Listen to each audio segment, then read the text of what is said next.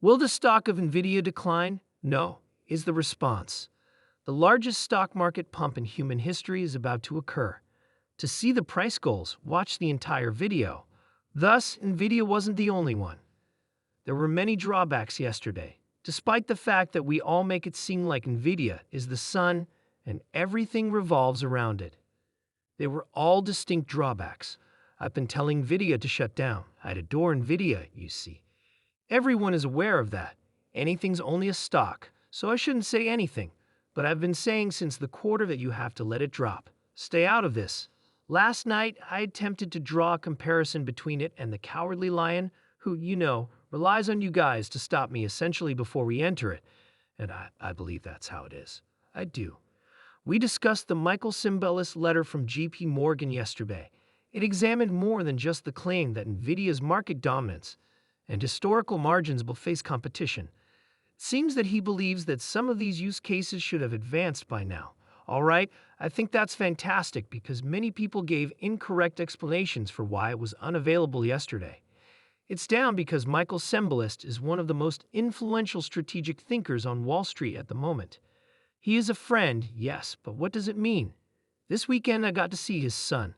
Like his father, his son is an excellent fisherman. This is the issue with that item Nvidia. He acknowledges the competition and gives a strong indication that AMD is the one. Lisa Su's AMD is impressive, in my opinion. She probably wouldn't even acknowledge that they are currently Nvidia's rivals. Let's just remove Intel from the discussion, in my opinion. We must no longer think of Intel as a rival to anybody but itself. However, there were the 2000, oh my god, the 1990 to 2000 fiber connection, and the belief that mainframe spending was completely incorrect. That's what he compared it to. When I saw that, I felt like throwing up. I think Michael is great, but let's be clear. They are declining because some large, serious brains read Michael Sembelis and simply decide to change their ideas. Among the few who can influence you to change your views, I believe the booth includes this chart, which Jim is talking to. It compares Nvidia's data center revenue to IBM's peak revenue in 1969 and Cisco/Nortel/Lucent's peak spending in 2000. See, I do recall it. It was a collapse scenario, as anyone who recalls the Cisco/Nortel/Lucent era knows. Lucent imploded and Nortel just fell apart. It got worse when it was discovered that they both had accounting problems. Cisco reached an unjustifiable and excessive multiple. What I said, listen, all these companies, give me a break. I never criticize Michael. Since the clients are nation-states, the businesses are completely legitimate. They have the ability to print money. Jensen Huang, the CEO of Nvidia, has repeatedly stated, look, if you buy our stuff, you get an amazing return. Amazing return is one of his demos. And it hurt that Michael chose to overlook that.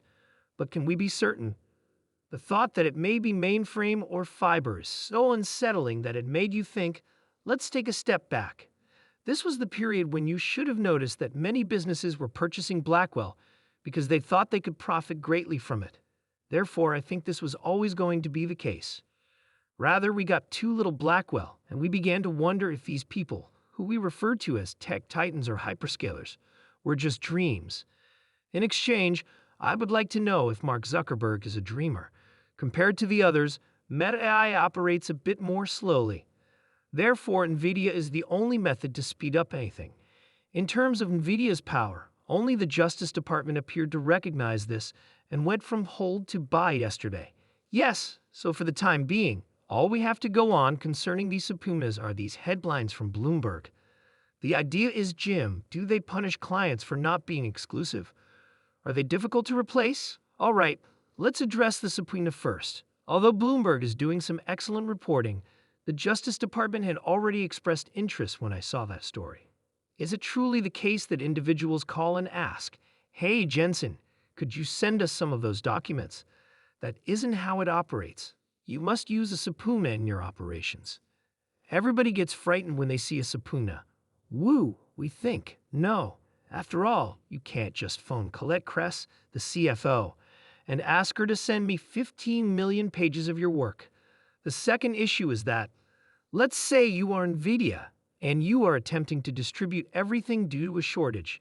Should you offer the following round to the clients who haven't placed large orders? Nvidia, what are they meant to do? Is it their intention to undermine their company because they are concerned? If you want me to process more, please let me know, of course. This is the script's continuation with the grammatical changes made. One of Intel's main concerns during that period, which dates from 1990 to 2000, was the notion that they were monopolists.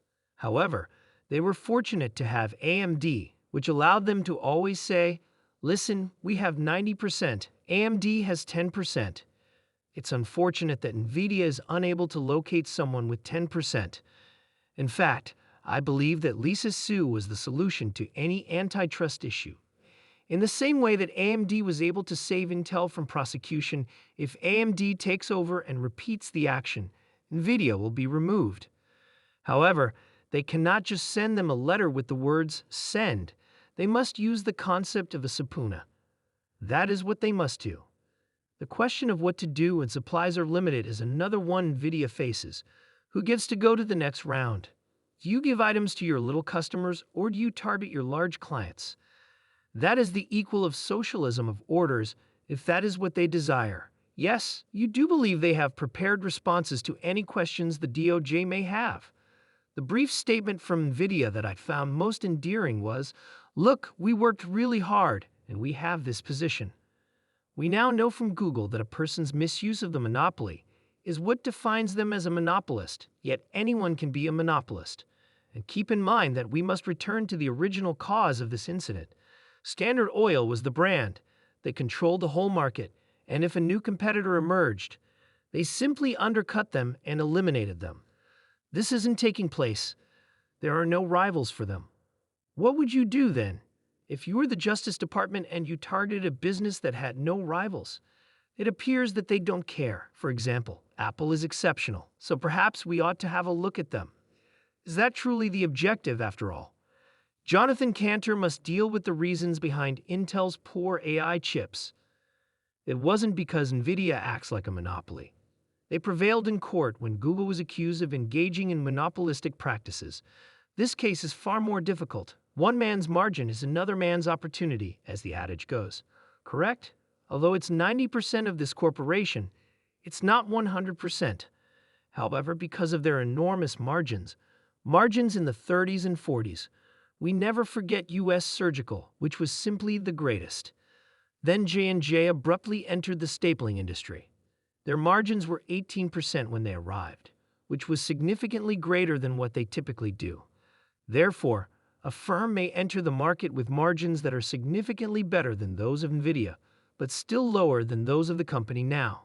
According to Michael Sembalist, J.P. Morgan will do that. Locate that rival for me. Even though Lisa Su is fantastic and AMD is amazing, I believe she would acknowledge that we're not where we need to be if she were on here right now. Nvidia is well ahead, especially when it comes to training. Michael stated that they must now rely on inference. No, as they have had extensive training. It is inference that generates revenue, not training. However, that isn't the case with Nvidia's clients. They want to win in terms of data, so they are investing more time and money on training. That data analysis is on par with that of Mark Benioff. Therefore, I believe that. I realize that when I disagree with Michael, I am my own life, but I thought his piece was extraordinarily strong and scared people. AMD was discussed. Today, you witnessed it in the green. According to a Wire story, they are employing a former vice president of Nvidia's AI programs. It was a coup. Let's get this straight. These businesses are rivals, perhaps more so than most people think. The horses are not yet owned by AMD. AMD's agreement with a private company 2 weeks ago required them to purchase all of those engineers. However, AMD is doing really well, in my opinion, or else we wouldn't buy it for the Trip Trust. Is it good enough, though? Yes, in terms of servers and personal computers. People need to understand that those are profitable companies. I've said enough bad things about Pat Gelsinger, so why not say more about Intel? Last week, I believe he gave an unintelligible fireside chat. It's not just Intel, though. As you note, Barclays reduces SNCI today. while UBS cuts ASML. Well, SMCI has issues with both margins and accounting. It is obvious that the situation is not ideal, especially when it comes to accounting issues. We don't really have big problems, they declared when they stepped out yesterday. One thing I discovered is that you cannot issue a press release stating, hey, you know what? After claiming to have accounting issues, we investigated it, because who else would want to investigate it? The SEC. When you highlight issues, it doesn't mean that you don't have any. When the SEC steps in, you have to hire attorneys and spend a lot of money.